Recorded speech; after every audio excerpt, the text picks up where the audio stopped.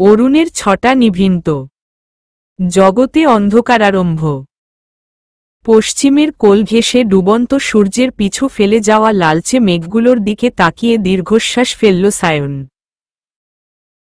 কিছু সময় সেদিকেই চেয়ে রইল নিমেষহীন, অনড় চোখে। পর তার ঠিক মুখোমুখি বসে থাকা ব্যক্তির দিকে খানিক ঝুঁকে চোখা গলায় বলল, আপনি তাহলে বিয়ে দিবেন না? সরফরাজ টেবিলের রাখা চায়ের কাপটা তুলে নিল। ছোট্ট চুমুক দিয়ে নামিয়েও রাখল। এরপর মৃদু কেশে সায়নের অগ্নিশোধিত চোখ দুটোয় চেয়ে অত্যন্ত নির্বিকার কণ্ঠে ওর দিল, না। সায়ন নিশ্চুপ। সরফরাজ অপরিবর্তিত কণ্ঠে বলে, আর কিছু বলবে? আমার যেতে হবে। সায়ন নিয়ন্ত্রণ হারিয়ে ফেলে। এই লোকের হেলাফেলা তার সহ্য হচ্ছে না। ইভা যে কেন একে এত ভক্তি করে।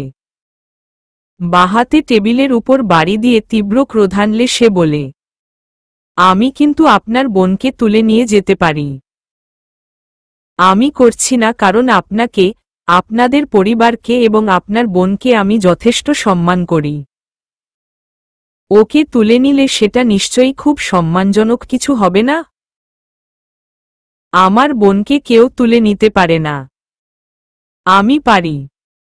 100 বার পারি। সরফরাজ মৃদু হাসে।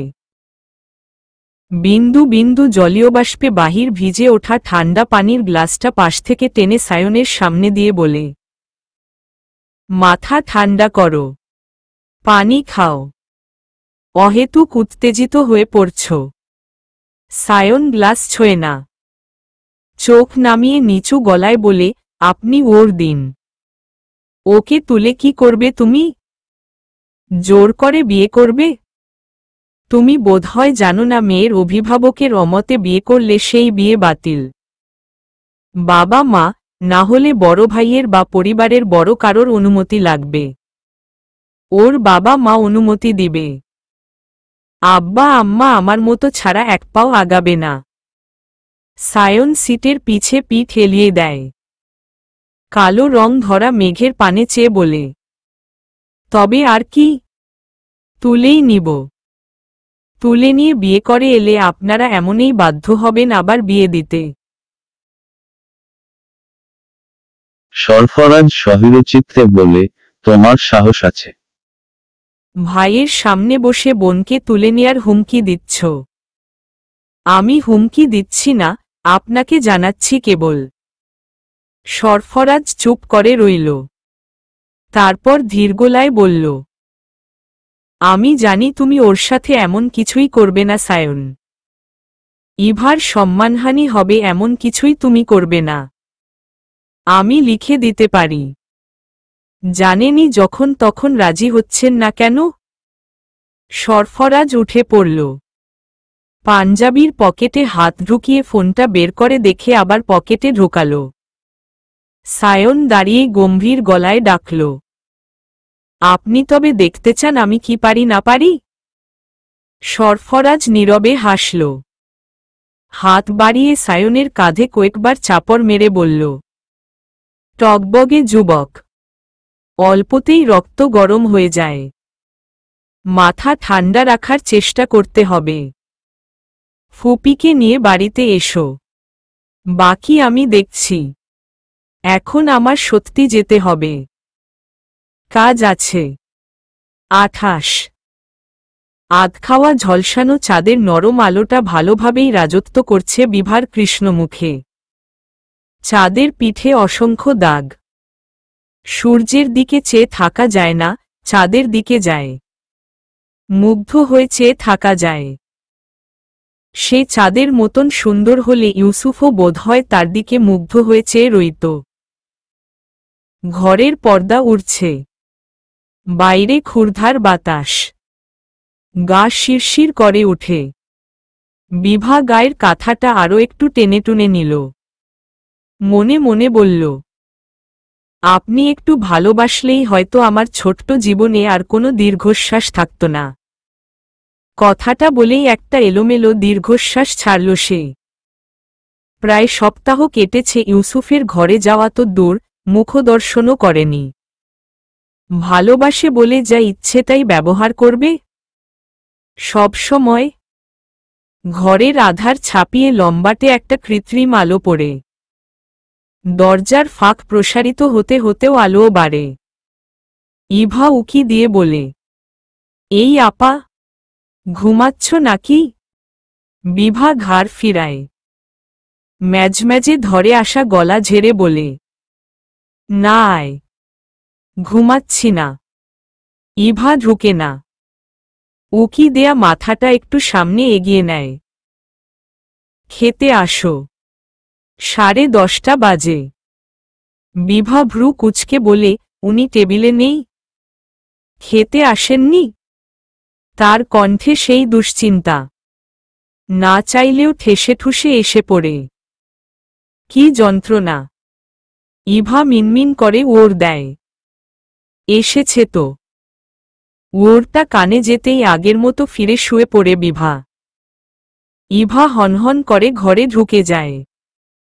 বিভার হাত ধরে মৃদু ধমকে বলে, আপা, তুমি 7 দিন ধরে আমাদের সাথে খাচ্ছ না, চলো। বিভার ওর পাওয়া যায় না। সে নীরবে হাত ছাড়িয়ে নেয়। ইভা কিছুক্ষণ হাসফাস করে উপায়ন্তর না পেয়ে অসন্তুষ্ট স্বরে বলে, আচ্ছা, আমি নিয়ে আসছি একটু পর। ঘুমিয়ে পড়ো না। ইভা চোখমুখ কালো করে ফিরে যায়।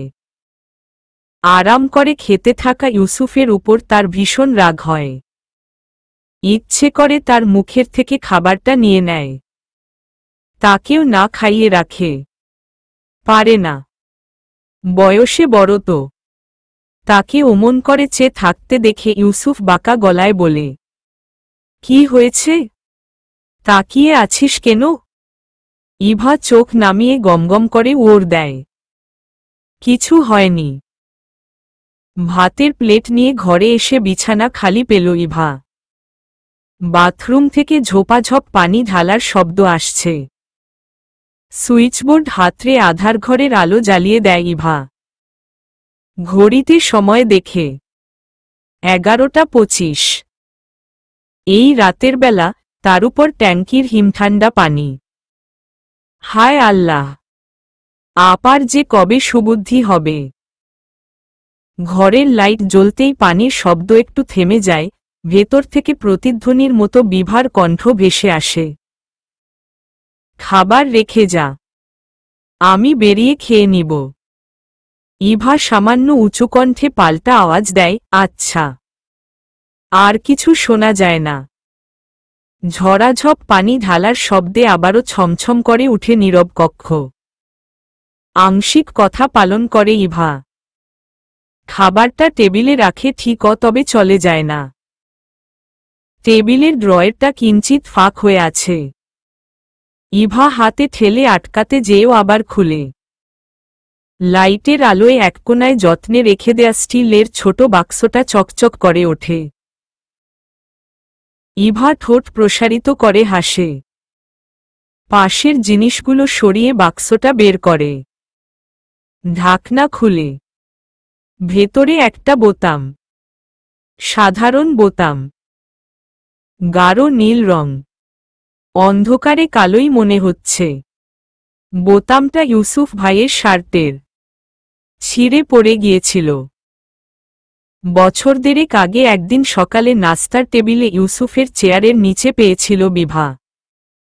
ফেলেনি, ফেরতও দেয়নি। নিজের কাছে রেখে দিয়েছে। ইউসুফ ভাই রাতে ফিরে জমিলার মাকে জিজ্ঞেস করেছে, খালা, আপনি বাড়ি ঝাড়ু দেবার সময় কোনো বোতাম পেয়েছেন? এই শার্টের রঙের। নতুন পরলাম মাত্র। মাঝখানের বোতামটা কোথায় যেন ছিঁড়ে পড়ে গিয়েছে। মাঝের বোতাম না থাকলে শার্ট পরা যায় বলেন? জমিলার মা খোঁজ দিতে পারেনি। দিবে কি করে? ইভা ঢাকনা আটকে রাখে। বাক্সটা জায়গামতো রেখে ড্রয়ে লাগিয়ে দিতেই দরজা খোলার শব্দ হয়। বিভা বের হল, তোয়ালে হাতে। চুলের আগা থেকে টপ টপ করে পানি পড়ছে। ইভাকে দেখে বলে, যাসনি কেন? বাহাদুর একা না ঘরে? ইভা পেছনে ফিরে। বিভা ভেজা তোয়ালে চেয়ারে মেলছে। প্রশ্নের ওর না দিয়ে এসে পাল্টা প্রশ্ন ছুড়ে, এত রাতে গোসল করলে কেন আপা? মাথা ধরেছিল। পানি ঢালায় একটু কমেছে। মাথা কেন ধরেছিল? মাথা ধরতে পারে না? এমনই পাগল। বিভা হেসে মাথায় বোনের হালকা চাপড় মেরে প্লেট হাতে বসে যায়। প্রথম লোকমা তুলতেই ইভা অতিশয় নরম গলায় শুধাল, তুমি কান্না করেছ, তাই না আপা? বিভা খেতে খেতেই হাসল। চট করে খাবার গিলে বলল, ধুর। ধুর না আপা, সত্যি বলো, আমি না তোমার যমজ বোন? বিভা আবার হাসে। মুখ তুলে বলে, কাঁদলে কি? কাঁদা অপরাধ নাকি? তুমি তো অকারণে কাঁদো। কাঁদার কোনো কারণ লাগে না।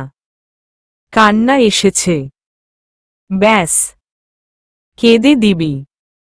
অত কারণ খুঁজতে গেলে পরে আর কান্নাটাই হবে না। তাই বলে আবার যার তার কাঁদবি না। কাঁদলেই মানুষ পেয়ে বসে। একা একা কাঁদবি। ইউসুফ ভাই তো কাঁদছে না। উনি তো দিব্যি হেসে খেলে বেড়াচ্ছে। নিয়ম করে খাচ্ছে, ঘুমাচ্ছে। আর তুমি কেঁদে কেটে মাথা ব্যথা করছ কেন? শোন, ভালোবাসা 3 প্রকার। পাওয়া, না পাওয়া, একপাক্ষিক। যারা পেয়ে যায় তারা তো পেয়েই গেল। আর যারা না পেল তারা পেল না। কিন্তু দুজন দুজনকে ভালোবাসত ঠিক। যত কষ্ট এই একপাক্ষিকেই। এটাই এক আছে না পাওয়ার কষ্ট, 2 আছে যাকে পাবো না তার ভালোবাসা না পাওয়ার কষ্ট। খালি কষ্ট, কষ্ট আর কষ্ট।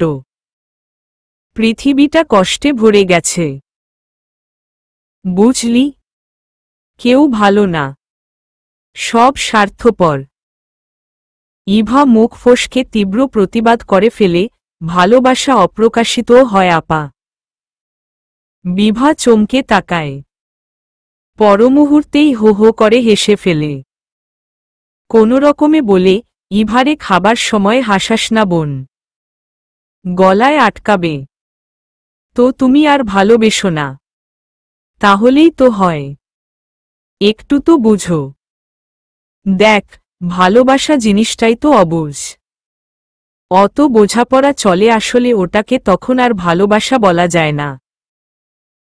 ভালোবাসা হবে নিঝুম বিলে ফোটা একলা নীলপদ্মটার মতন, ভালোবাসা হবে কাক ডাকা ভোরে ঝরে পড়া শিউলিটার মতন। এদের কোনো বুঝো থাকে না। এদের যখন ফোটার কথা, এরা ফোটে যায়। এদের যখন ঝরার কথা, এরা ঝরে যায়। এই যেই লোকটা তোকে বিয়ে করতে চাইছে, তাকেই দেখ। একবার এমনে সেমনে মানা করে দিয়েছে, তবু হাল ছাড়েনি। গা ছাড়া ভাব দেখায়নি। কোনো অদূর শহরের হয়েও তোকে কিরকমভাবে চেয়ে ফেলেছে। ভাইজানের সাথে কথা হয়েছে শুনলাম।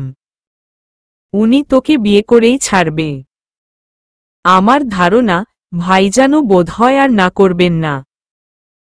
ইভা ভূত দেখার মতন চমকে উঠে বলে, ভাইজানের সাথে কথা হয়েছে মানে? কবে? আমাকে কেউ বলেনি কেন? তোকে তো কেউ বিয়ের ব্যাপারেও কিছু বলেনি। তোকে বলে কি হবে? ভাইজান যদি এক্ষুনি কাজী নিয়ে এসে বলে উমুককে কবুল বল, তুই কি মানা করবি? তক্ষুনি মাথা দুলিয়ে 3 কবুল বলে দিবি। একটা টু শব্দও তো করবি না। তুই ভাইজানের কথার কেমন বাধ্য সবাই জানে। ইভা দ্বিরুক্তি করে না। বিভার চোখগুলো টকটকে হয়ে আছে। সে চিন্তিত স্বরে বলে, এখনো মাথা ব্যথা করছে তোমার? না না, এখন নেই। তুই ঘরে যা, আমার খেতে সময় লাগবে। বাহাদুর একা ঘুমাবে না, রাত হয়েছে, ওকে ঘুম পাড়িয়ে দে। প্লেট রেখে দিও, বাহাদুরকে শুয়ে পড়লে এসে নিয়ে যাব। বাহাদুরকে ঘুম পাড়াতে পাড়াতে ঘড়িতে একটার কাঁটা পেরিয়ে যায়। সে গভীর ঘুমে বিভোর হয়ে পড়লে আস্তে ধীরে বিছানা থেকে উঠে যায় ইভা। বিভার ঘরে যায় যখন বিভা তখন ঘুম গলা পর্যন্ত কাঁথামুড়ি দিয়ে শুয়ে আছে। প্লেটটা টেবিলেই রাখা। ইভা প্লেট নেয়, আবার কি যেন ভেবে বিভার দিকে ঝুঁকে চুলে হাত রাখে। শুকিয়েছে কিনা, নাকি ভেজা চুলেই শুয়ে পড়েছে এই দুঃখময়ী? না, চুল শুকনো। ইভার খটকা লাগে হঠাৎ। শরীরটা কেমন গরম গরম লাগছে না? নরম হাতে কপাল ছুঁয়ে দেখে জ্বর এসেছে হালকা। বিভা তার উপস্থিতি টের পায়। জড়ানো গলায় বলে, প্লেট রেখে দিয়েছি, নিয়ে যা।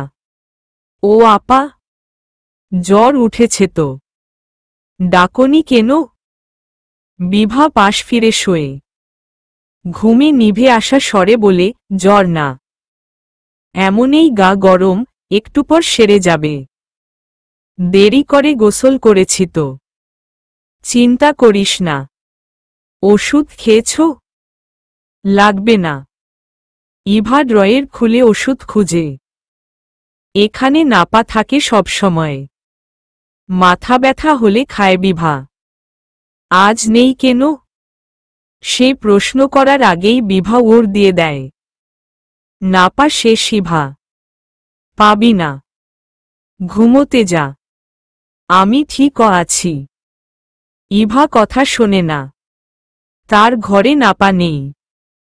চাচির কাছে সবসময় সব ওষুধ থাকে। সে তড়িৎগতিতে ঘর থেকে বেরিয়ে জাহানারাকে ডাকতে যায়। সরফরাজ ইউসুফ এই রাতের বেলাতে ড্রয়িং রুমে হালকা আলো জ্বালিয়ে কি যেন কথা বলছিল। দোতলায় ইভাকে হন্তদন্ত দৌড়াতে দেখে সরফরাজ ডাক দেয়। জানতে পারে বিভার জ্বরের কথা। ইউসুফও শোনে। ভেতরে উথালপাথাল লাগলেও বাইরে একেবারেই সহির সে। বিভা খাটের মাঝবরাবর সোজা শুয়ে আছে। বাহাতটা ওপাশে মেলে রাখা। চোখ এই বুঝছে, এই খুলছে। ইউসুফ এক হাঁটু খাটে রেখে ঝুঁকে হাতের উল্টো পিঠে বিভার গাল ছুঁয়ে দেয়। উষ্ণতা মেপে দেখে। তার স্পর্শ টের পেতেই মুখ ঘুরিয়ে অন্যদিকে কাত করে ফেলে বিভা।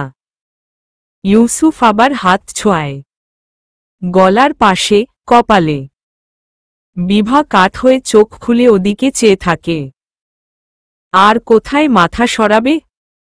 গাল লেগে গেছে বালিশের সাথে। ইউসুফ সোজা হয়ে দাঁড়ায়। শান্ত গলায় বলে, জ্বর বেশি নেই আম্মা, একটা প্যারাসিটামল খাইয়ে দাও, ঘন্টার মধ্যেই নেমে যাবে। সরফরাজ মাঝ থেকে বলে, নামবে তো? নয়তো ডাক্তার ডেকে আনি? চোখগুলো কেমন লাল হয়ে আছে। আরে না না, আরামে নেমে যাবে, সামান্য জ্বর। দেখি ইভা, ওষুধের পাতাটা দে। বিভা মনে মনে হাসে। মনে মনেই স্বগতোক্তি করে বলে, আপনি তো পারলে বলে দেন আমার জ্বরই নেই। এই উষ্ণতা, টকটকে চোখ সবই মিথ্যে। নাটক করছি। বলছেন না কেন? ওষুধ খেয়ে বিভা নিজ থেকেই বলে, তুমি যাও চাচি। ভাইজান আপনিও যান, ভাবিকে একা রেখে এসেছেন। ইভা থাকুক, এতেই হবে। জ্বর তো নেমেই গেছে, ঘুমাবো। জাহানারা সম্মতি জানায়। সরফরাজও মানা করে না, ঘুমাতে বলে। ইউসুফ ইভাকে নিচু গলায় বলে, বাহাদুরকে আমার কাছে নিয়ে যাচ্ছি, তুই থাক ওর সাথে। 30 নীলাভ বাতি ঝালানো ঘরের দরজা খুলে যায় নিঃশব্দে। ইভা তখনও প্রায় সজাগ। বিছানার পিছে পিঠ ঠেকিয়ে আধশোয়া হয়ে আছে। বিভা বাকাত হয়ে ঘুমাচ্ছে। একটা হাত শক্ত করে ধরে রেখেছে ইভা। ইউসুফের উপস্থিতিতে চমকায় না ইভা। একটু নড়েচড়ে সোজা হয়ে বসে মাত্র। ইউসুফ অত্যন্ত ক্ষীণ গলায় বলে, ঘুমিয়ে আছে? হু, একদম ঘুম। জাগবে না তো? উহু। ইউসুফ নিশ্চিত হয়। ধীরগতিতে বিছানায় বসে আলতো করে বিভার মাথায় হাত রাখে। বলে, জ্বর নেমেছে? সামান্যই তো, নামবে না কেন? ইভার খোঁচাটা সহজেই ধরতে পারে ইউসুফ। কিছু বলে না। বিভার জ্বর সামান্য ছিল না। সে জানে। খানিকক্ষণ বিভার চুলে হাত বুলায় সে। পর কৃষ্ণকন্যার শুকনো, জ্বরে জর্জরিত, প্রণয় পিপাসিত মুখখানার দিকে নিমগ্ন চেয়ে থেকে মৃদুকণ্ঠে বলে, ইভা বাইরে যাত একটু। ইভার লজ্জা লাগে খুব। বিভার হাতটা ছাড়িয়ে এসে নীরবে প্রস্থান করে। বাইরে থেকে দরজা ভিড়িয়ে দেয়। ইউসুফ না বেরোনো পর্যন্ত তার ঢোকা নিষেধ। নিভৃত একান্ত প্রহরে নিজ কৃষ্ণকন্যার ঘুমন্ত মুখপানে চেয়েই সময় কাটে ইউসুফের। এলোকে সে হাত বুলাতে বুলাতে সে নিষ্প্রাণ হয়ে বলে, বিচ্ছেদ যেখানে নিশ্চিত, সেখানে এক হয়ে কি হবে বলো তো? খোলা জানালার পাল্লায় ভারী বাতাস আঘাত করল। বিকট আওয়াজটা নির্জন নিশীথে বজ্রপাতের মতন শোনাল। বিভার গাঢ় তন্দ্রা বিঘ্নিত হয়। বিকেলের নরম হাওয়ার সান্নিধ্যে এলে তিরতির করে কেঁপে ওঠা কিশলয়ের মতন মৃদু নড়েচড়ে ওঠে সে। ইউসুফ চকিতে মাথা থেকে হাত উঠিয়ে নেয়। নিজের মেলে রাখা হাতটা গুটিয়ে গালের নিচে দিয়ে ফের ঘুমিয়ে যায় বিভা। নিশ্চল রাত। অন্তকরণে টুকরো কয়েক মুগ্ধতা কুড়িয়ে উঠে পড়ল ইউসুফ। জানলা আটকে দিল। বেরিয়ে যাবার আগে আরেকবার এলো বিভার কাছে। বিভা অনবরত ঠোঁট নাড়াচ্ছে। আমতা আমতা করছে। স্বপ্নে কিছু খাচ্ছে হয়তো। ইউসুফের ইচ্ছে হয় একটুখানি আঙুল ছুঁয়ে ঠোঁটের কম্প সহির করে দেয়। ইচ্ছের কেবল ইচ্ছেতেই মৃত্যু ঘটে। ইউসুফ মনে মনে আওড়ায়, গুচ্ছ গুচ্ছ সাদা গোলাপেরও ক্ষমতা নেই এই একটা কালো গোলাপের সৌন্দর্যের টক্কর দেয়ার। পরপরই বিড়বিড় করে বলে, আমি তোমাকে সব বলে দিব বিভারানী। সব বলে দিব। আর কষ্ট দিব না। এই কথা দিচ্ছি। কথা দিতে বিভার মাথার থেকে সামান্য উপরে হাত রাখে ইউসুফ। চুল স্পর্শ করে না। পাছে বিভা চোখ মেলে ফেলে। তার ভয় হয়। খুব ভয়। বুক ঠাসা প্রণয় প্রকাশে তার মতন ভয়বোধ হয় আর কোনো প্রেমিক পায়নি। 31 বাহাদুরকে কোলের উপর বসিয়ে রুটি ভাজি খাইয়ে দিচ্ছিল ইভা। বাচ্চাটা সকালের নাস্তা করতেই চায় না। স্কুলে যাবে। খালি পেটে গেলে হয়? কতগুলো ঘন্টা। ভাবতে ভাবতেই আবার তার মুখে রুটি তুলে দিল ইভা। মুখভর্তি খাবার চিবোতে চিবোতে বাহাদুর কাতর হয়ে বলল, বুবু, আর খাবো না। হলো তো। এই দেখো। কত বড় পেট হয়ে গেছে। তনা ভাবির থেকেও বড়। বেচারা তন্দ্রার নাম উচ্চারণ করতে পারে না। তাই সামান্য সহজ করে তনা ডাকে। ইভা মনে মনে ফিক করে হেসে ফেললেও বাইরে জোরালো গলায় বলে, পুরোটা খাওয়া অবধি তোর নিস্তার নেই বাহাদুর। ভাইজান কিন্তু পিছেই বসে আছে। জলদি চিবা। বাহাদুর ভয় পেয়ে তাকায়। ডাইনিং টেবিলে তারা যে পাশে বসেছে তার ঠিক পিছনেই সোফায় বসে কাচের টেবিল ভর্তি কাগজপত্র ঘাটছে সরফরাজ। বাবা, চাচা, ইউসুফ ভাইও আছে। কি সব গম্ভীর কথাবার্তা চলছে কখন থেকে? বাহাদুর কাদো কাদো হয়ে বলে, বুবু, তুমিও আমাকে ভয় দেখাচ্ছ? ইভা অনড় হয়ে বলে, মুখ খোল দুষ্ট। কেঁদে কেটে লাভ নেই। বাইরে বিচ্ছিরি রোদ উঠেছে। রান্নাঘরের ভ্যাপসা গরমে তন্দ্রার ঘেমে উঠা সবুজ ব্লাউজের দিকে বারবার কড়া চোখে তাকাচ্ছে সরফরাজ। আবার চোখ ফিরিয়ে নিচ্ছে। হাতের কাগজে চোখ বুলাচ্ছে। বাবার কথায় মনোযোগ দিচ্ছে। আবার 2-3 সেকেন্ড যেতেই আর চোখে তাকাচ্ছে রান্নাঘরে এদিকে পিঠ দিয়ে গাঢ় বেগুনি শাড়ি পরে দাঁড়িয়ে থাকা তন্দ্রার দিকে। মেয়েটাকে সে হাজারবার বলেছে টই টই করতে না। নমাজ চলছে। এখন একটু সাবধানে থাকো। ঘরে থাকো। এই গলাফাটা গরমে ওর কি দরকার রান্নাঘরে যাবার? ও কি রান্না করবে? চাচি তো কিছু ধরতেও দিচ্ছে না। ওর দরকারটা কি দাঁড়িয়ে দাঁড়িয়ে রান্না দেখার? যদি মাথা ঘুরে যায়? যদি ক্লান্ত হয়ে সিঁড়ি বাইতে যেয়ে পা পিছলে যায়? তন্দ্রা একবারও এদিকে তাকাচ্ছে না। সরফরাজ মনে মনে ঝাঁঝিয়ে ওঠে। তাকাবে না তো? জানে তাকালেই তার সাথে চোখাচোখি হয়ে যাবে। চোখে চোখে একটা কড়া ধমক দিলেই সুরসুর করে ঘরে যেতে বাধ্য। আরেকবার তাকাতেই জাহানারার দেখে ফেলেন। সরফরাজ দ্রুত মুখ ফিরিয়ে নেয়। জাহানারা মৃদুস্বরে করে তন্দ্রাকে বলেন, তন্দ্রা, ছেলেটা রাগ করবে। উপরে যাও না মা। ঘরে গিয়ে ফ্যানের নিচে বসো গিয়ে। তোমারও তো কষ্ট হচ্ছে। কেমন ঘেমে গেছো দেখেছ একবার? তন্দ্রা প্রতিবাদ করে বলে, সারাদিন ঘরে বসে থাকতে আমার ভালো লাগে না চাচি। আমি তো কাজ করছি না। চুপ করে দাঁড়িয়ে আছি শুধু। তন্দ্রা মুখে হাসি নিয়ে চুপটি করে থাকে। জাহানারা দীর্ঘ নিঃশ্বাস ফেলে চুপ হয়ে যান। কিছুক্ষণ যেতেই বেখেয়ালিতে একবার ওদিকে তাকিয়ে ফেলে তন্দ্রা। সরফরাজের সাথে চোখাচোখি হয়ে যায়।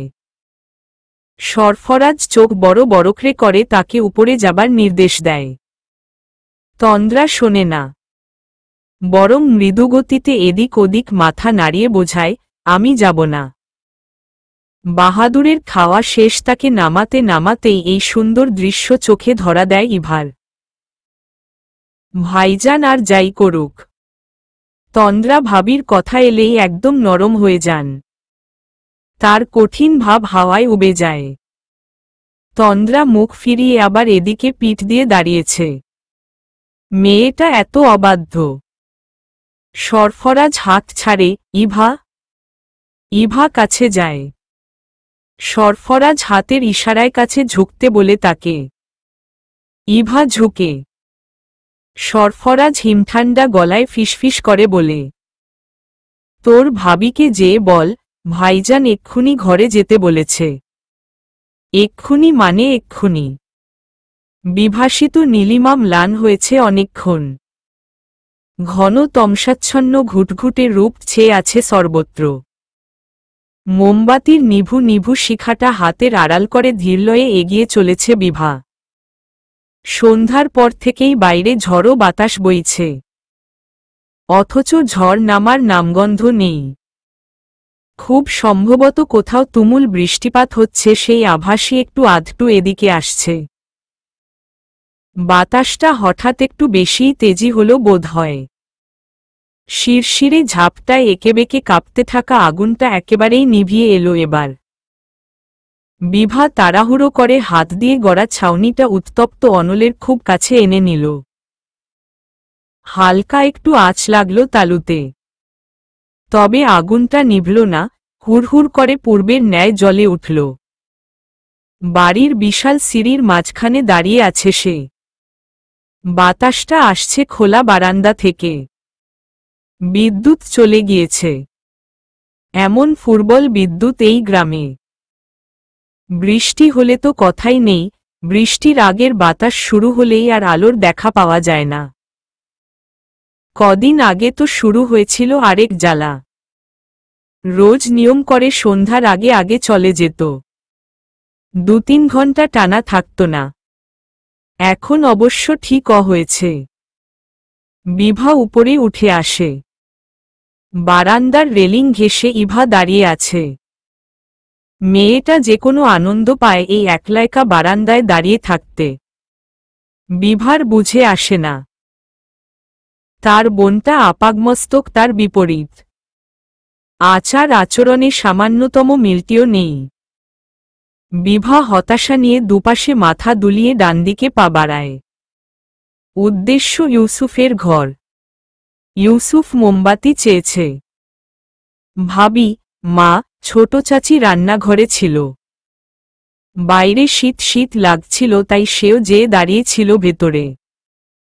চুলার আগুনেই সব দেখা যায়, তাই কৃত্রিম আলোর দরকার পড়েনি। ইউসুফ চেঁচালো উপর থেকে, আম্মা, মোমবাতি দিয়ে যাও আমার ঘরে। ছোট চাচি তাড়াতাড়ি মোমবাতি জ্বালিয়ে তার হাতে দিয়ে বলল, মা, একটু দিয়ে আয় তো তাড়াতাড়ি। রাগের তো মতিগতি নেই ওর। চার্জার লাইট আছে, ফোন আছে, তার কি দরকার মোমবাতির? বিভা মনে মনে শাসিয়ে ওঠে। তবে মা, ভাবির সামনে ছোট চাচির কথা ফেলতে পারে না। মানা করলে কি ওর দিবে? ইউসুফের দরজার কাছে দাঁড়িয়ে ও রাজ্যেসম দ্বিধায় কুকরিয়ে গেল বিভা। শেষমেশ নিজের সাথে যুদ্ধ করে আঙুলের টোকা দিয়ে আবছা কণ্ঠে বলে, আসতে পারি? বিভার কণ্ঠ কানে যেতেই ইউসুফ চকিতে ঘাড় ফেরাল। চেয়ারে বসা ছিল সে। টেবিলে কাগজপত্র ছড়ানো। মোমবাতির অপেক্ষাই করছিল। বিভার গায়ে কালো রঙের জামা। একপাশে লম্বা বিনুনি। গলায় জর্জেটের ওড়না। কাঁধের ছেড়ে দেয়া অংশটা অনবরত উড়ছে। আগুনের তপ্ত আভায় নতমুখটা কি অন্যরকম দেখাচ্ছে। বিভা কখনো অনুমতি চায় না তার কাছে। আজ চাইল কেন? ইউসুফ ওর দেয়, আসো। বিভা কেমন করে যেন আসে। শব্দ হয় না। এদিক ওদিক চেয়ে মিহি স্বরে বলে, চাচি দিয়ে যেতে বলল। কোথায় রাখব? ইউসুফ ব্যথিত হয়। এই নির্লিপ্ততা স্বভাব সে মেনে নিতে পারছে না। ঘরে মোমবাতির আলো ছড়িয়ে পড়েছে। দোদুল্যমানটি মটিমে তপ্তকিরণে ইউসুফ অদৃশ্য দেয়ালের গাঢ়ছায়া দেখতে পায়। বিভা একবারও মুখ তুলেনি। তার চোখে তাকায়নি। নিষ্ঠুরতার মৌন জবাব দিচ্ছে নাকি? কাল যখন গাল কপাল ছুঁয়ে জ্বর মাপল, তখনও কি অসন্তুষ্টি ছিল মুখে? টেবিলের রাখা কাগজগুলোর উপর হাতের আঘাতে শব্দ তুলে ইউসুফ ছোট্ট করে বলে, এখানে রাখো। বিভা এগিয়ে আসে। টেবিলের উপর ছড়ানো ছিটানো কাগজপত্রে চেয়ে ইতস্তত কণ্ঠে বলে, এগুলো। ইউসুফ ভরাট গলায় শুধায়, সরিয়ে নাও। বিভা হালকা হাতে কাগজ গুছিয়ে পাশে সরিয়ে রাখে। মোমবাতিটা রাখছে মাত্র, ইউসুফ জলজলে অগ্নিশিখায় চোখ রেখে ঠান্ডা গলায় প্রশ্ন করে, অনুমতি চাইলে যে? জি। বিভা বুঝে উঠতে পারে না।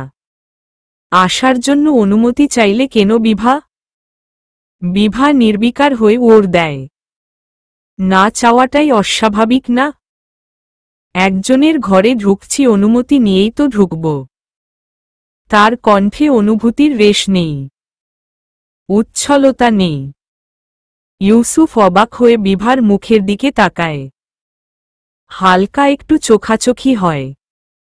বিভা দৃষ্টি লুকিয়ে নিতেই ইউসুফ বিস্মিত হয়ে বলে, আমি তোমার কাছে একজন? বিভা ওর দেয় না।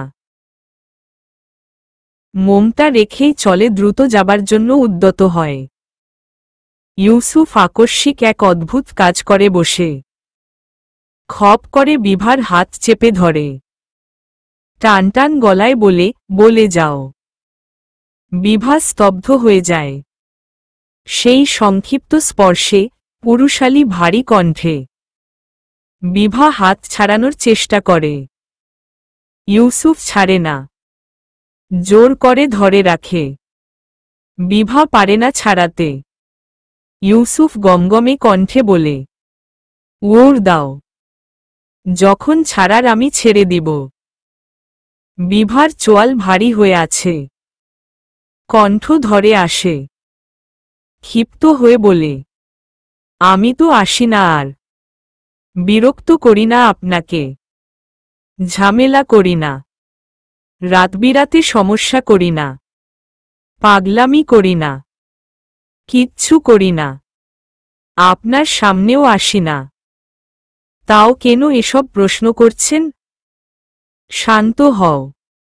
বিভা বিশাল বিশাল শ্বাস ফেলে শান্ত হয়। কিছু সময় কেটে যায় সেভাবেই। মোমবাতিটা গলে গলে পড়ছে। কতকগুলো চুইয়ে পড়তে পড়তেই জমে যাচ্ছে। বিভা ধীর গলায় বলে, হাতটা কেন ধরে রেখেছেন? ইউসুফ ছেড়ে দেয়। বলে, যাও। বিভা চলে যায়। ইউসুফ হাসে। খানিক বাদে জ্বলন্ত শিখায় তর্জনী চেপে নিভিয়ে দেয় মোমটা। অন্ধকারেই স্বস্তি। ৩৩। সকাল সকাল সরফরাজ আসে ইভার ঘরে। ইভা তখন বিছানা ঝাড়ছে। চোখমুখ ফোলা ফোলা। বেচারি মাত্র উঠেছে ঘুম থেকে। ভাইজানকে দেখে হাত থেকে ঝাড়ু নামিয়ে রাখে জলদি। নম্রস্বরে বলে, বসেন ভাইজান। কিছু বলবেন? সরফরাজ বসে। ইভাকে তার পাশে বসার ইশারা দেয়। ইভা বসতে বসতে বলে, কিছু হয়েছে ভাইজান? বিকেলে তোকে দেখতে আসবে। ঠিক দেখতে আসবে বলা যায় না। সেদিনও এসেছিল। জানিস তো, আজকে উনারাই আংটি পরিয়ে যাবেন। বিয়ের তারিখ ঠিক হয়নি। ছেলেকে তো তুই দেখেছিস। উনারা ভালো মানুষ। আমি যা খোঁজ নিয়েছি, কিছু খারাপ মনে হয়নি। তবু তুই ছেলের সাথে আলাদা কথা বলতে চাইলে আমি তখন বলে দিব। ইভা কৃতকর্তব্যবিমূঢ় হয়ে চেয়ে থাকে।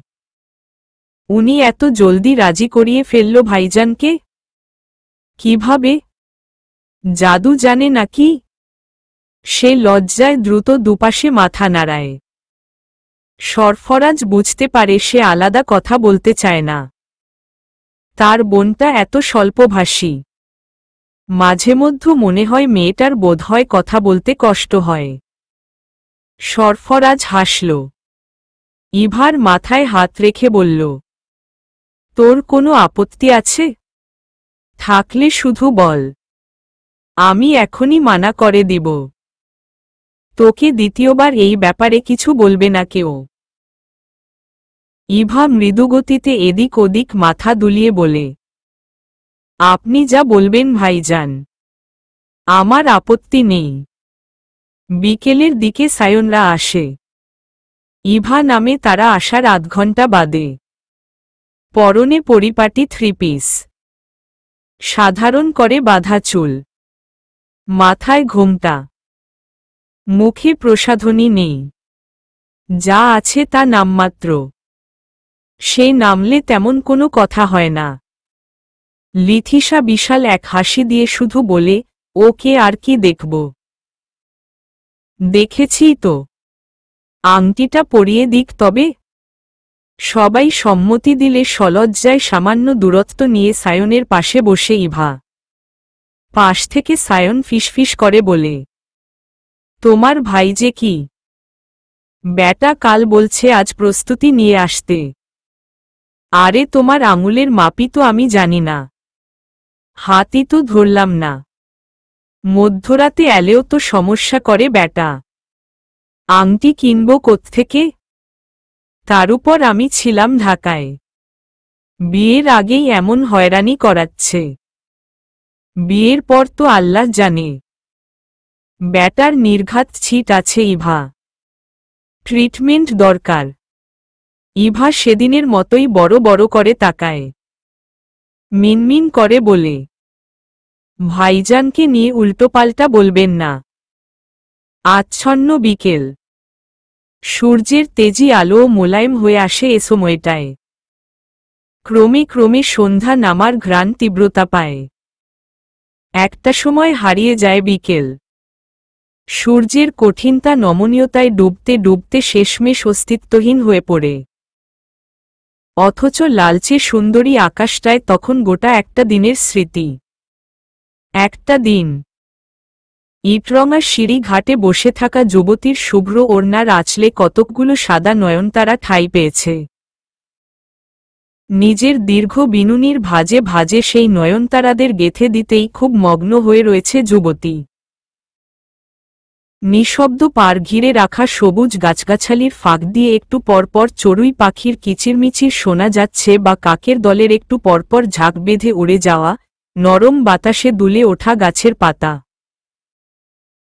তার ঠিক পাশেই সামান্য দূরত্বে ধবধবে শার্ট গায়ের চোখা নজরের পুরুষটি একাগ্র নয়নে তাকেই দেখে চলেছে কখন থেকে।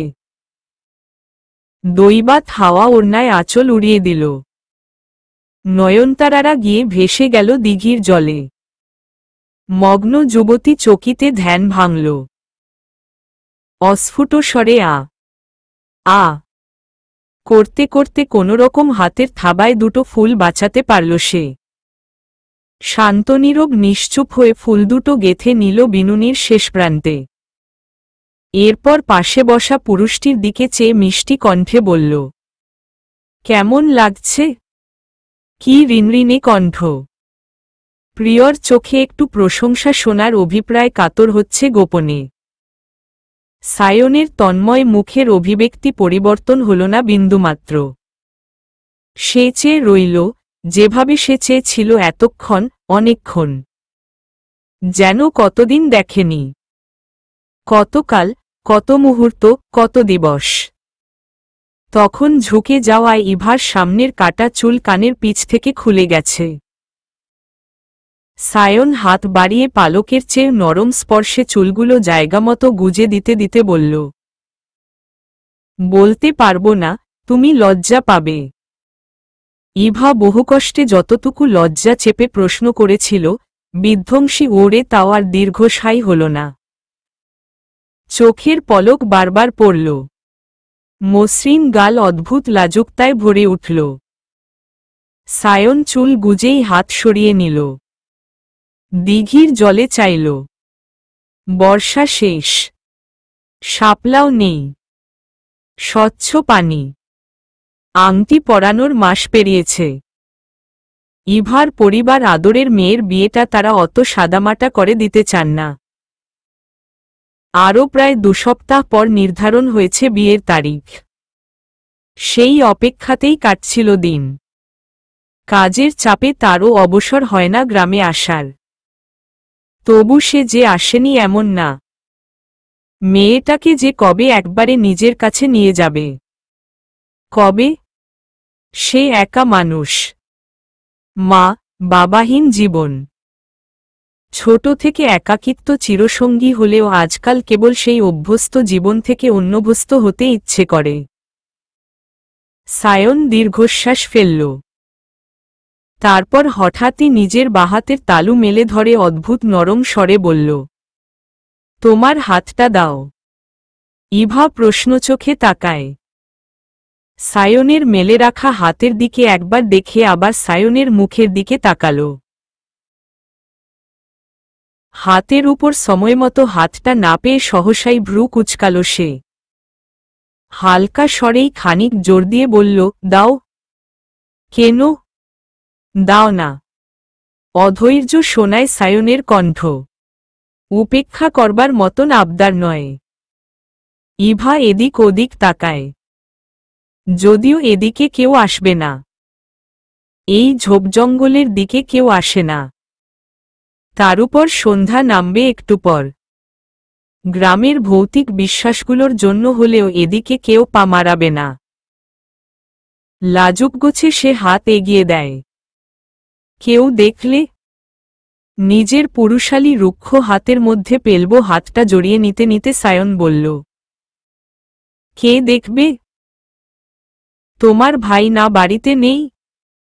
সেই ছাড়া আর কেউ সমস্যা করতে আসবে না, নিশ্চিত থাকো। ইভার শরীরে বিদ্যুৎ খেলে গেল। আঙুলের ভাঁজে আঙুল ডুবিয়ে হাতের পিঠে মাথা ঝুঁকিয়ে নিজের কপাল ঠেকাল সায়ন। কি উষ্ণতায় ভরা শীতল স্পর্শ! কণ্ঠ দিয়ে শব্দ বেরোতে চায় না, তবু একটু স্বাভাবিক হবার জন্য কোনোরকমে উচ্চারণ করল, আপনি সারাক্ষণ ভাইজানের সাথে লেগে থাকেন কেন? সায়ন তাকায় না, ক্ষীণ জড়ানো কণ্ঠে ওর দেয়, আমি না, তোমার ভাইজান লেগে থাকে। ইভা আর টু শব্দটি করল না। সূর্যের আলো বেশ ঢলে পড়ল। হলদে আভা ক্রমশ লালচে হয়ে উঠল। মাথা ঝুঁকিয়ে হাতে কি আদরে কপাল ঠেকিয়ে রাখা সায়নের দিকে নরম চোখে চেয়ে রইল ইভা।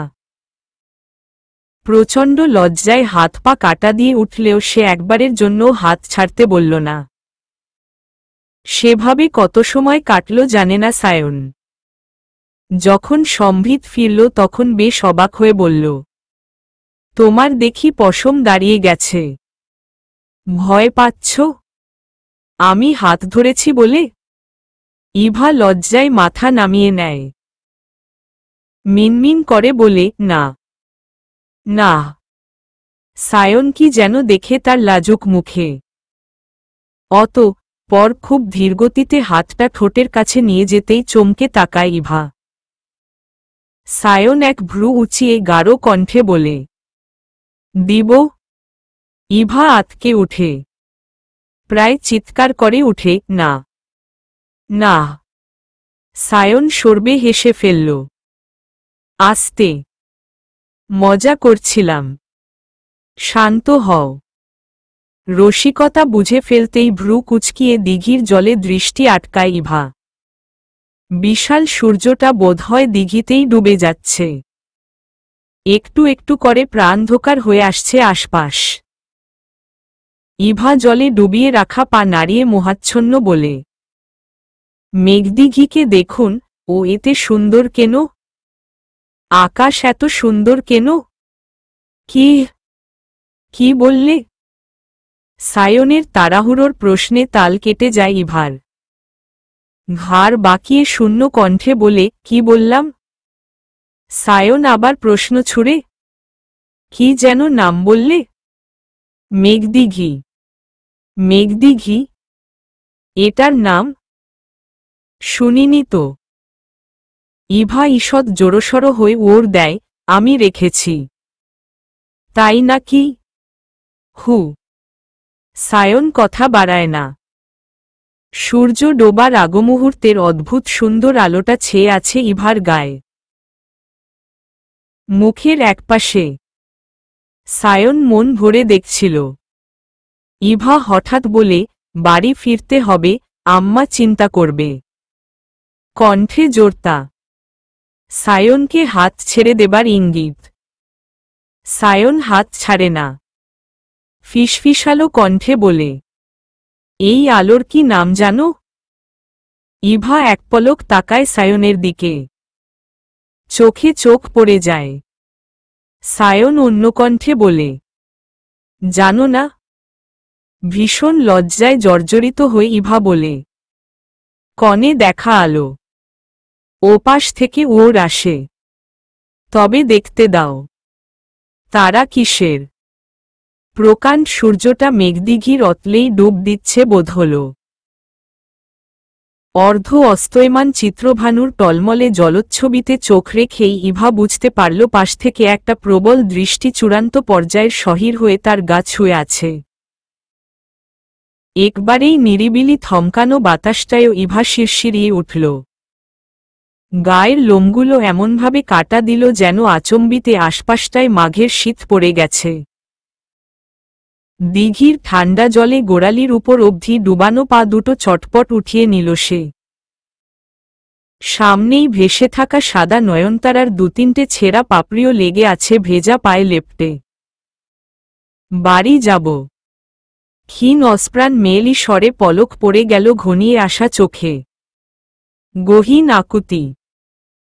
জানে অপর পাশের মানুষটা তাকে অগ্রাহ্য করতে পারবে না। তার সামান্য কথারও পাহাড়সম মূল্য আছে তার কাছে। সায়ন ছোট্ট করে বলে, যেতেই হবে? ইভা অনতিবিলম্বে উপর নিচে মাথা নাড়ায়। ওর হ্যাঁ। মাথা দুলিয়ে বলে, আসার আগে আম্মা বলে দিয়েছে সন্ধ্যার আগে আগে চলে আসবি। ও সময় খারাপ জিনিস থাকে। সায়ন সঙ্গে সঙ্গে ঝুঁকে আসে তার দিকে। ভ্রু উঁচিয়ে বলে, তাই নাকি? হু। ইভা উঠে দাঁড়ায়। ঢিলে বেনি থেকে গুটি কয়েক ফুল খুলে পড়ে যায় পায়ের কাছে। সে তুমুল অসন্তুষ্টি নিয়ে তাকায়। আশেপাশের গাছগুলো থেকে শুকনো পাতা ঝরেছে। জোর বাতাসের দুলুনি দিলেই ছোট ছোট প্রপর্ণে সিঁড়ি ভরে যায়। নিজের জামা ওড়না ঝেড়ে একবার সায়নের দিকে তাকায় ইভা। শার্টের গুটানো হাতার মোটা ভাঁজে একটা পাতা আটকে আছে। গলার কলারের কাছে দুটো পাতা। কি ভেবে হাত বাড়িয়ে সেগুলোও সরিয়ে দেয় সে। সায়ন অবাক হয়। একটা তুলতুলে নরম হাসি অচিরেই দৃশ্যমান হয়ে উঠে পুরু ঠোঁট ঘেঁষে। হাসছেন কেন? ইভা চোখ ছোট ছোট করে তাকায়। হুম, কই না তো। আসো। এড়িয়ে যায় সায়ন। সিঁড়ি ভেঙে উপরে উঠতে উঠতে বলে, আচ্ছা মনে করো এই আমি তোমাকে নিয়ে উঠছি। হাত ধরে রেখেছি। উঠে হঠাৎই দেখলে তোমার হাতটা আর কেউ ধরে নেই। ঘাড় ফিরিয়ে দেখলে পাশে আমিটাও নেই। সামনে আমার গাড়িটাও নেই। এখানে আসলে আমি আসিনি। ঝুমঝুমে অন্ধকারে তুমি একা দাঁড়িয়ে আছো। একদম একা। একটা পাংশুটে রক্তশূন্য চেহারা আশা করেছিল সায়ন। তাকে পুরোপুরি নিরাশ করে হাত দিয়ে মাছি তাড়ানোর ভঙ্গি করে ইভা বলল, ধুর, আমি ভূতে ভয় পাই না। প্রথম সিঁড়ির এক কোণায় পাশাপাশি দুজোড়া জুতা রাখা। নোংরা জুতো নিয়ে সিঁড়ি নোংরা করা ইভার পছন্দ না। বিধায় সে জুতো খুলে খালি পায়ে বসে। ইভার জুতোগুলো খুলে রাখা দেখে সায়ন নিজেও জুতো খুলেই রেখেই পাশে গিয়ে বসেছিল। দুফিতের স্যান্ডেলটা পায়ে গলিয়ে নিতে নিতেই ইভা টের পেল ইতিমধ্যেই গা ছমছমে একটা পরিবেশ নেমে এসেছে চারপাশে।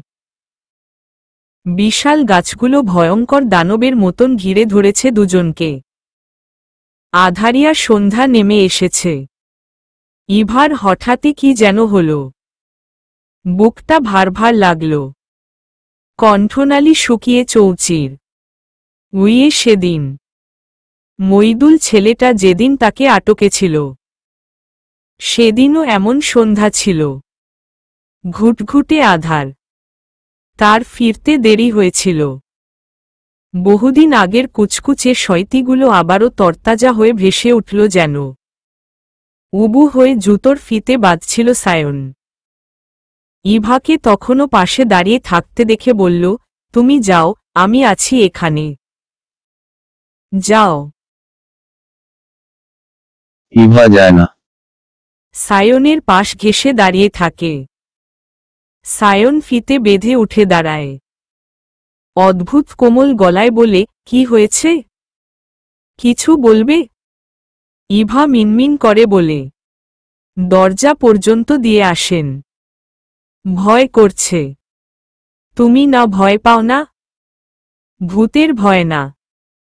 তারপরই একটু চুপ থেকে থেমে থেমে বলে, আপনি দিয়ে আসেন, আমি একা যাব না। সায়ন দ্বিরুক্তি করে না। ঠোঁটের হাসি আগেই নিভে গেছে তার। উপরন্তু ইভা কি কারণে ভয় পাচ্ছে এবং কোনো ঘটনাকে কেন্দ্র করে ভয় পাচ্ছে তাও তার অজানা নয়। ছোট্ট করে বলে, আচ্ছা আচ্ছা, আসো, দিয়ে আসছি, বলে ছেড়ে দেয়া হাতটা আবারও মুঠোয় টানতে যেই টের পায় তার আগেই কখন যেন খুব ভরসায় নিজের ছোট্ট মুঠো দিয়ে তার কড়া পড়া আঙুলগুলো আঁকড়ে ধরেছে ইভা। ৩৫। আগুনের রংটা নীল। টিমটিম করে জ্বলতে থাকা আঁচটা ধুম করে বাড়িয়ে দিল বিভা।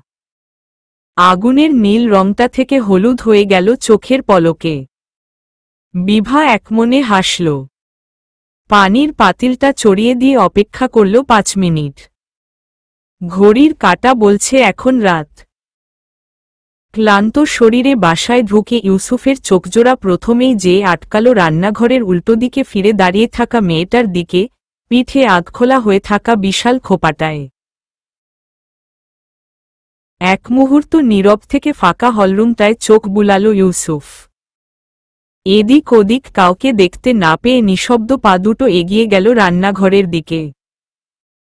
বিভার পিছে যেয়ে দাঁড়াল যখন মেয়েটা তখন অবধিও পায়নি।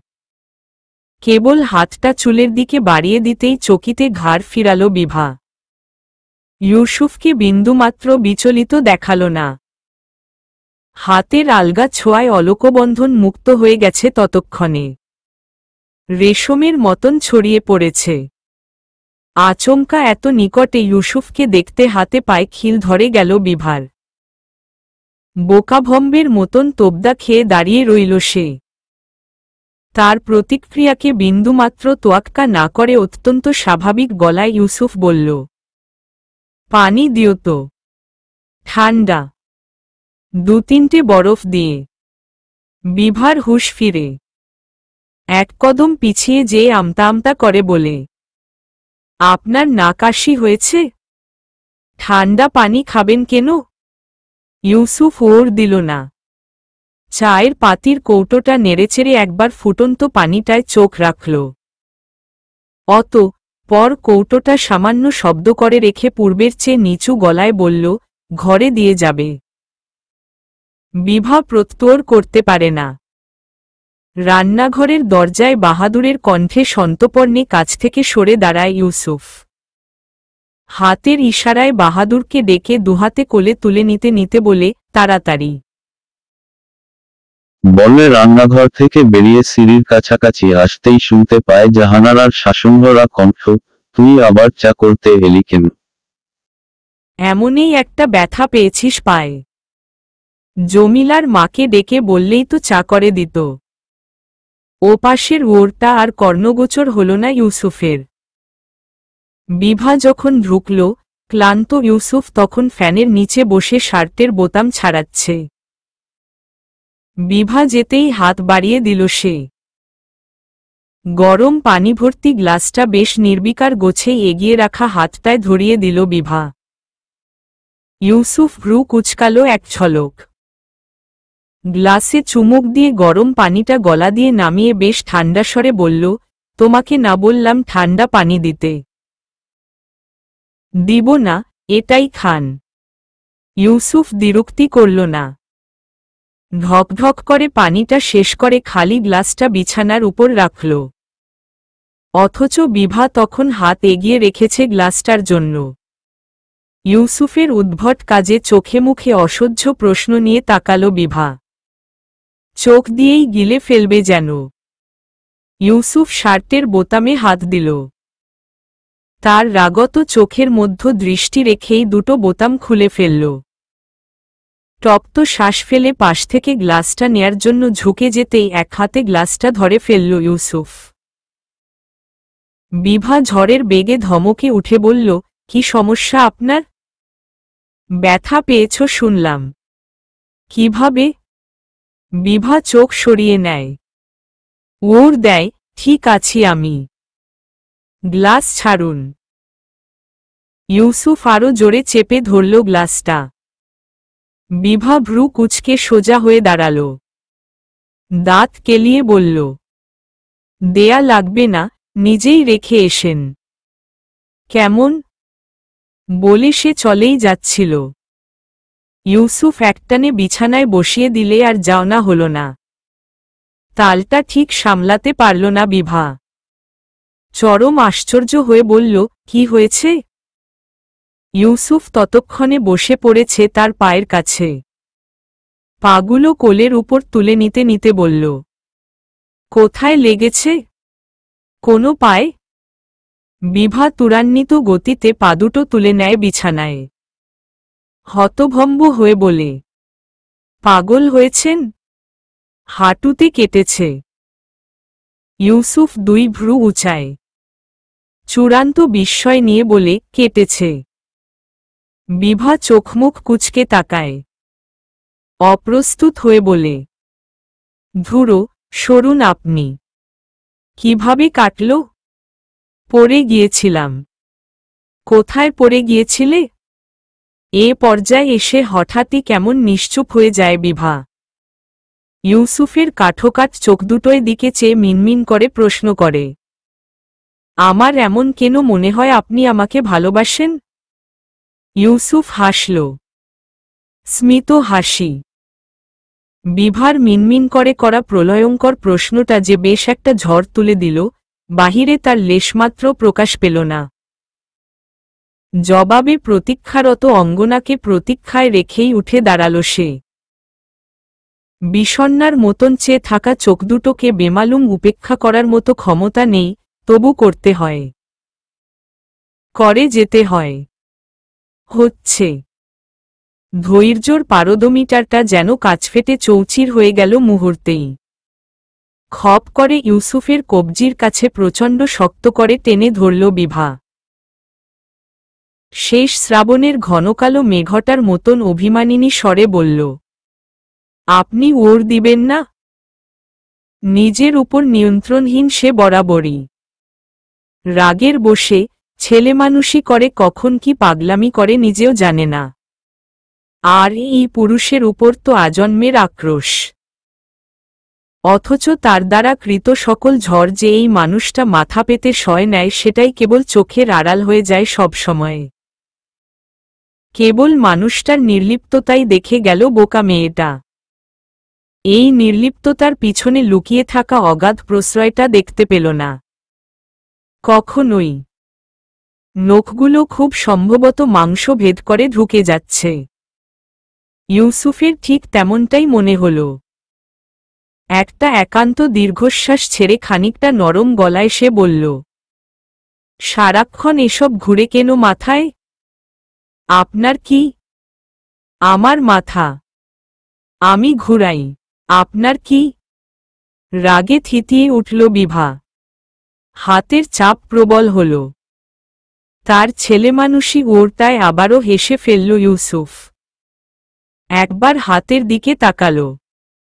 চটচটে রঞ্জিত তরল পদার্থটা বেরিয়ে এসেছে। বলল, নখে ব্যথা পাবে বিভা, ভেঙে যাবে, ছেড়ে দাও। হোক, ভাঙুক, ছাড়ব না। ব্যাস। হাতের দিকে ফিরেও তাকাল না বিভা। চোখ দুটো কি লাল হয়ে গেছে মেয়েটার। গলা দিয়ে নেমে যাওয়া শুকনো ঢোকগুলোও নজর এড়ায় না। কান্না আটকানোর প্রচেষ্টা। চোখেরটা না হয় পারছে, মনেরটা? ক্লান্ত ইউসুফ আবার বসে পড়ল হাঁটু গেড়ে। এর কাছে তার কণ্ঠটাও ওঠে না। তুলোর মতন নরম হয়ে যায়। এত চায়, তবু একটু ধমকাতে পারে না। জেদ করে না, ছেড়ে দাও। কি অদ্ভুত নরম পুরুষালী স্বর। বিভা গোল গোল করে তাকাল। ভ্রু জোড়া সামান্য কুচকাল। হাতের বাঁধন আলগা হয়ে আসতেই ঠোঁটের কোণ প্রসারিত করে হাসল ইউসুফ। আস্তে ধীরে হাতটা ছাড়িয়ে নিল। বিভা বারদুয়েক পলক ফেলল। পুতুলের মতন ঠেকল ইউসুফের কাছে। বলল, সবসময় এত জেদ করো কেন? আপনার সাথেই তো করি, আর কারো সাথে তো করি না। এতেও আপনার সমস্যা? ইউসুফ হাফ ছাড়ে। উঠে যেতে যেতে বিড়বিড় করে বলে, সমস্যা নেই, কোনো সমস্যা নেই। আর মনে মনে বলে, তোমার প্রদর্পণেই আমার সমর্পণ। 36। গ্রামে শীত পড়ে গেছে। অক্টোবরের শুরু কেবল। তবু শেষরাতের দিকে মোটা কাঁথার নিচেও ঠান্ডায় শরীর জমে হিম হয়ে যায়। বরফের মতন পা দুটো সুরসুর করে কাঁথার ভেতর গুটিয়ে নিল তন্দ্রা। আধঘুম চোখ দুটো কোনো রকমে মেলল। সরফরাজ সোজা হয়ে ঘুমিয়ে আছে। এক হাত কপালে উঠানো, আরেক হাতে সে ঘুমিয়েছে। একে তো রক্তজমানো ঠান্ডা, তার উপর কোত্থেকে যেন দমকা বাতাস এসে ঘর ছেয়ে গেল। তন্দ্রা হুড়হুড় করে কেঁপে ওঠে। ওড়ের জানলাটা বোধহয় খোলা। নিশ্চিত উনি খুলেছে। ঘাড় ফিরিয়ে দেখার ন্যূনতম শক্তিটাও পেল না সে। নড়েচড়ে সরফরাজে দিকে চেপে আসল। এক হাত উদম বুকের উপর রাখল। উষ্ণ বুকটাও কি ঠান্ডা হয়ে আছে। অস্ফুট স্বর শোনা গেল সাথে সাথেই। তন্দ্রাবতী, নড়ছ কেন? তন্দ্রা ঘুমিয়ে ঘুমিয়েই অভিযোগ ছুড়ে। শীত করছে, আপনি আমাকে ধরে ঘুমান না কেন? সরফরাজ চোখ মেলে। কপাল থেকে হাতটা সরিয়ে তন্দ্রার গায়ের কাঁথাটা গলা পর্যন্ত টেনে দেয়। কিভাবে জড়িয়ে ধরবে সে মেয়েটাকে? পেটে চাপ লাগবে না? বুঝতে চায় না। তার কাছে লেপ্টে থেকেও তন্দ্রার দাঁত কাঁপছে। কিরকির শব্দ হচ্ছে। সরফরাজ বুক থেকে তন্দ্রার হাতটা সরিয়ে দেয়। মাথার নিচ থেকে নিজের হাতের বদলে বালিশ টেনে দিয়ে উঠে বসে।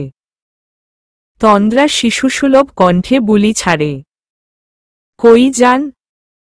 জানলাটা বন্ধ করে দিয়ে আসি, শীত কম লাগবে। জানলা বন্ধ করে দিয়ে আলমারি খোলে সরফরাজ। দেখে শুনে আরেকটা কাঁথা বের করে। বেশ ভারী দেখে। আসার আগে ধীরগতিতে চলতে থাকা ফ্যানটাও বন্ধ করে দেয়। ঘরটা নীরব হয়ে যায়। নিঃশ্বাসের শব্দও প্রতিধ্বনির মতো শোনায়। তন্দ্রার গায়ের পাতলা কাঁথাটা সরিয়ে হাতের কাঁথাটা দুপাল্লা করে ছোট্ট শরীরটার উপর দিয়ে দেয় সে। তার উপর আবার পাতলা কাঁথাটা দিয়ে কপালে হাত রেখে বলে, এখনো শীত করছে তনু? উহু। শুতে আসেন। সরফরাজ নির্বাস শ্বাস ছাড়ে। কাঁথাটা আরেকটু টেনেটুনে তন্দ্রার পেছনে যেয়ে শুতেই তন্দ্রা যারপরনাই অবাক হয়ে বলে, পেছনে যেয়ে শুচ্ছেন কেন? এ পাশে আসেন। সরফরাজ কাঁথার নিচে ঢুকে যায়। তন্দ্রাকে কাছে টেনে পিঠটা চওড়া বুকের সাথে ঠেকিয়ে নিতে নিতে বলে, এই তোমাকে ধরে শুচ্ছি। আর কথা না, ঘুমিয়ে পড়ো। তন্দ্রা হাসল। সুখের হাসি। ওপাশ থেকে জড়িয়ে এপাশে আসা শক্তপোক্ত হাতটার উপর হাত রেখে চোখ বুজে বলল, কাল লেপটা নামাতে হবে বুঝলেন? সেকেন্ড পাঁচেকও কাটল না বোধ হয়। গ্রীবার উপর অপ্রস্তুত আদরটায় তীব্র শীতের চেয়ে শিরশির করে কেঁপে উঠল তন্দ্রা। কোনো রকমে বলল, কি করেন? ঘুমান্ত। পেছনের থেকে সরফরাজের মৃদুহাস্য কণ্ঠ শোনা গেল, আমি থাকতে তোমার লেপের কি দরকার তনু? ছি, ভয় পেলে তো আব্বা আম্মার সামনে ঝাপটে ধরতেও লজ্জা পাও না, আর এখন এক কাঁথার নিচে ছির ছির করছ। হায় তন্দ্রাবতী, চলবে।